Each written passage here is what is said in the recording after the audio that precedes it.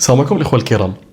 اولا كنبغي نهنئكم ونهنئ المنتخب المغربي والعالم العربي كامل لانه كان كيشجعنا للتاهل ديالنا الربع نهائي المره الثانيه للتوالي في الكوب دي موند. تبارك الله عليكم الشباب، لعبتوا مزيان، تقاتلتوا في التيران و الكنديين مساكن مشاو، هذه الكره ما عندهم ما يديروا، طوبيس المطار، الطياره الدار عادي. فهذا الفيديو هذا هو بغيت ندير تتمه ان شاء الله باذن الله على الحادث اللي طرا الطيار ديالنا البطل اللي توفى والبارح الله يرحمه سقط ديال الطائره منفرده المحرك في غابه معموره. اللي بغيت نقول لكم بعد تتمه الفيديو اللي درت البارح، هذا الفيديو اللي غندير اليوم بغيت نقول لكم انا التكهن ديالي للاسف كان صحيح، انه كان صحيح لان نشر واحد الفيديو كيف ما شفتوا نتوما، تبعوا مزيان شوفوا الفيديو شنو غيطرا. الطياره جايه مايله اكثر من القياس ولكن الصوره ديالها ناقصه، جايه بشويه لو اير سبيد، جايه دايره تو ماتش بانك انجل، يعني مايله اكثر من القياس. ردوا بال هنا اشنو طرا، كان تو ماتش رادر، اي ان الطائره من دارت ما كانتش لفه متناسقه، ما كانتش كوردينيت تيرن. الطياره جايه دايره بحال هكا، البيلوت برك على الرادر اكثر من القياس، برك على الرادر اليسار اي البيدال اليسرى باش يدخل في لفه متناسقه. ولكن ملي كتكون الاخوان، وهذا الشيء اللي حضرت الدراري اللي كيقراو الطيران وكيدربوا شي طياره مدنيه ان شاء الله، الا كنتي داير ديما رد البال في السيركوي اللي هو ترافيك باترن، اي ملي كتكون كدير سيركوي كدور حول المهبط اللي غتنزل فيه او اللي كدرب فيه، طبعا كتكونوا كتطلعوا كدور داون ويند بيز فاينل، هذيك داون ويند باش تدور بيز فاينل باش تقاد مع المدرج وتنزل كتكون لو اير سبيد لان كتكون ناقص السرعه طبعا باش تنزل. الا كنتي ناقص السرعه الاخوان كتكون قريب من ستال سبيد، كتكون قريب من سرعه الانهيار. بحال دابا مثلا عندنا اساسنا 270 كتسطولي تقريبا على واحد 72 نوت تقريبا، ولكن ملي كنكونوا في الفلابس 63 نوت تقريبا، على حساب كل طياره بالضبط وعلى حساب كل موديل والبوا، كاينين بزاف ديال العوامل. فملي كيكون الجو حار طبعا الدونسيتي كتكون ناقصه، الكثافه كتكون ناقصه، لي موليكول ديال الهواء كيكونوا متباعدين مع بعضياتهم، متباعدين طبعا، فالجناح ديال الطياره ما كيقدروش يولدوا قوه الرفع، كيقدروش بحال تخيل انهم كيتعلقوا في الهواء باش يولدوا قوه الرفع. الجناح ديال الطياره هما اللي كيولدوا قوه الرفع. فتخيلوا الاخوان، الناس بالنسبه للناس اللي ما فهموش داك شرحنا مزيان، انا توقعت انها سكيد، يعني في التخمين ديالي توقعت انها راه سكيد، ولكن ملي شفت هذا الفيديو ده من الزاويه ثاني تاكدت انها سكيد هي دارت هكا. ملي كتكون اخوان غادي بسرعه عاليه وكدور وخا يكون تو ماتش بانك انجل، يعني الزاويه كتكون حاره اكثر من القياس، الطياره كتقدر تولد قوه رفع مازال واخا داك الجنح اللي كيكون لتحت كيكون قريب للسطول، قريب للانهيار، ولكن السرعه ما عاليه كيقدر يريزيستي. ولكن ملي كتكون السرعه ناقصه الاخوان وكدور بحال هكا خاصك ترد البال ما تدورش اكثر من القياس. هنا البيلوت كيبان لكم كيف ما شفتوا في الفيديو دار اكثر من القياس، طبعا قدر الله وما شاء فعل، هذاك اجل وطريقنا كاملين طبعا، لكن كتعدد الطرق. لكن هذا طبعا ملي كنتناول انا من الزاويه كطيار وكنحلل كيبان لكم ان الدفه الذيل الفيرتيكال ديال الطياره مايل واحد شويه على اليسار، لان البيلوت الله يرحمه البطل ديالنا الله يرحمه برك شويه على البيدال اليسرى، مزيان يبرك على البيدال اليسرى، هادشي اللي خص يدير اصلا مزيان يديرها. ولكن الا كنتي غادي بسرعه قليله وبركت على البيدال اكثر من القياس شنو كيطرا السكيد. بالنسبه للاخوان اللي ما فهموش السكيد الاخوان الطياره هي هذه، شرحت لكم ديك المره.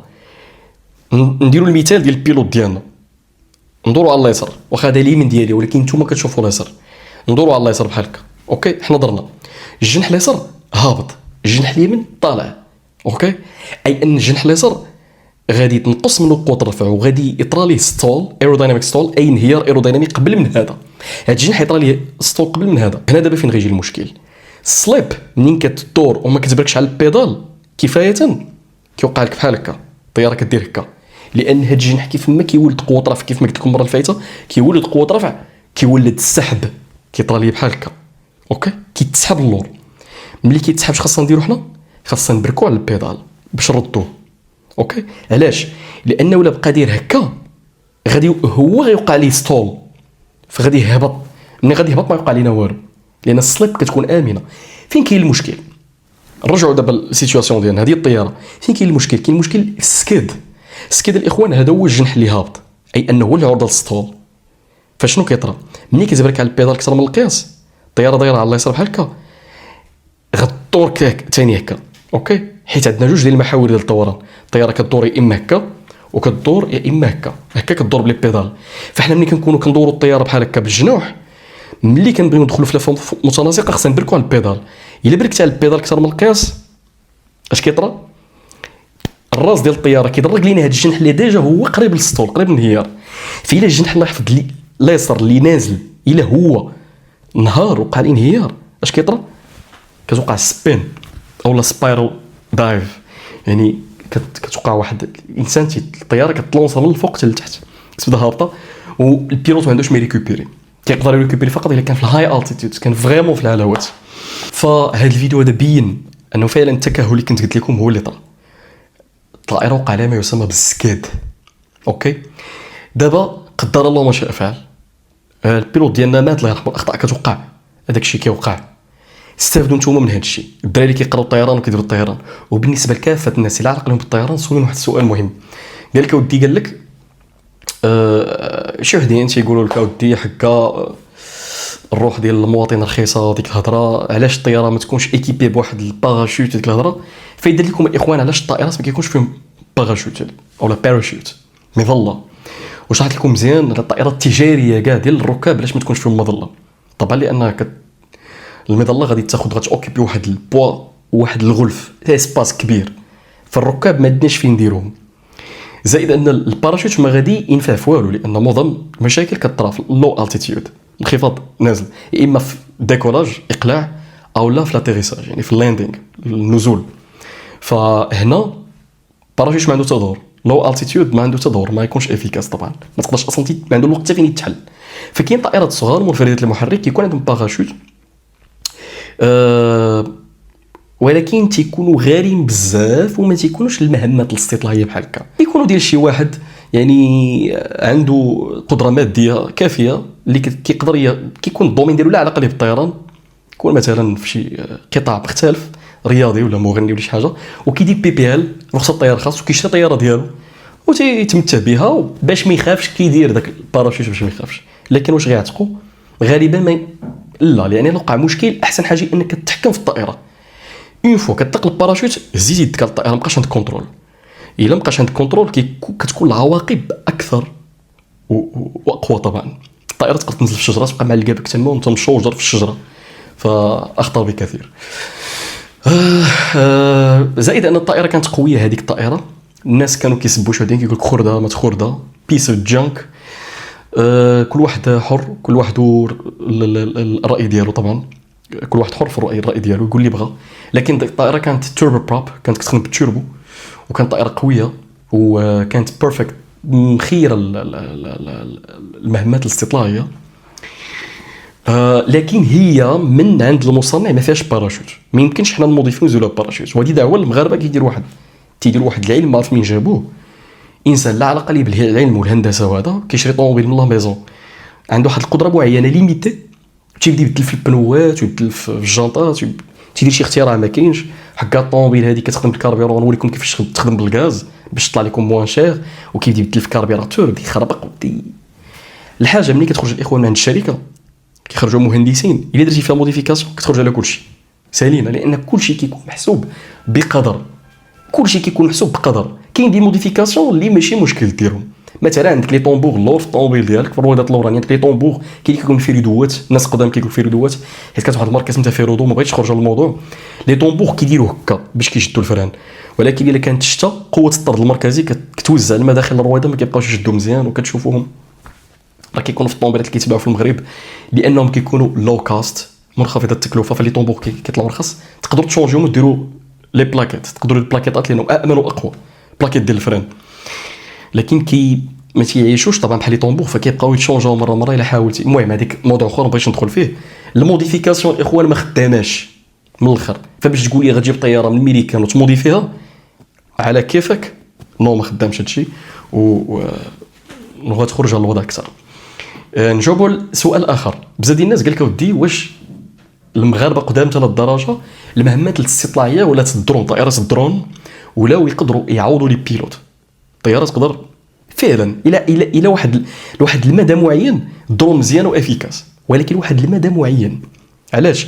لان الاخوان الدرون كيف ما عندها ديزافونتاج، عندها دي ليميت، عندها ليميتيشنز او ريستريكشنز، عندها تقيدات. الدرون ما نقدروش نهزو فيه بايلود يعني حمول اكثر. بعض المرات مهما نسيت طلع كنديو من عندنا مثلا كنديو عالم ولا جوج علماء ولا دي بروفيسور في شي دومين معين باش نستطلعوا واحد البلاصه. كتكون انت بيلوت وكدي معاك جوج الناس خبره في واحد الدومين معين، براكين ولا شي يعجبك حل، فخاصهم المعاينه خاصهم يشوفوا. الليميت الثاني هي الجو.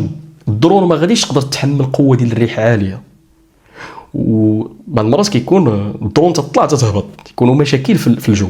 بينما الطائره ماند، كنقول انا ماند ايركرافت، اي طائره اللي كيسوقها انسان كتكون كتحمل اكثر. التكنولوجيا عمرت تعوض الناس، هذا موضوع اخر ان شاء الله تنهضروا عليه من بعد. واش التكنولوجيا تقدر تعوض لي بيلوت من القدام؟ هادشي لا تقشوا فيه نتوما. 800 راكب غيطلع في ايرباص 380 ما صايقه حتى واحد، نو واي. فانا براسي ما نطلعش فيها، انا اللي ولد الدومين ما نطلعش فيها، فما بالك الناس اللي ما خايف، هو ديجا خايف. البلان الاخر اللي بغيت نقول لكم الاخوان هو الليميت الاخرى هي لي باتري.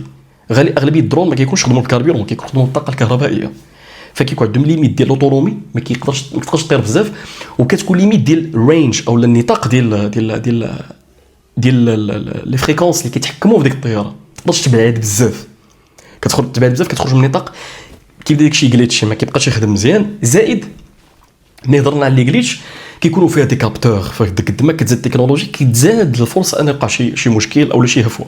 بعض المرات كيبقى جليتشي لي فيديو كيجليتشي، بعض المرات لي كابتور او لي سنسور كيبقى فيهم شي مشكل ما كيشدش شي مزيان. فكتبقى احسن حاجه هي انك كتمشي براسك انت وكتستطلع بنفسك في المهمات الاستطلاعيه، وكتكون واحد المعاينه قويه طبعا في الماند ايركرافت. ف كنظن حاولت نغطي كل شيء، كنظن غطيت كل شيء في الحلقه هذه. الا كان عندكم شي تساؤل الاخوان فمرحبا، كتبوا لي في الكومنت سيكشن، كنحاول نقرا لو ماكس بوسيبل قدر الامكان، كنحاول نقرا لانني كنبوستي دابا لي فيديو في يوتيوب، و الا لقيت الوقت كنحاول نقرا. وهادشي اللي كاين، وكنطلب منكم الاخوان ترحموا على البطل المقدام ديالنا. نعاود نقولها، اللي كان نسر من نسور الاطلس، واي واحد كان يقدر يكون في ذاك الموقف. لا انا لا اي واحد كيطير يقدر يكون في ذاك الموقف، اي واحد يقدر يطرى لي داك الشيء. المشاكل كتوقع. اللي نطلب منكم ترحموا على السيد، ترحموا عليه، قول غير في خاطرك، قول الله يرحمه. وهادشي اللي كاين، والسلام عليكم ورحمه الله.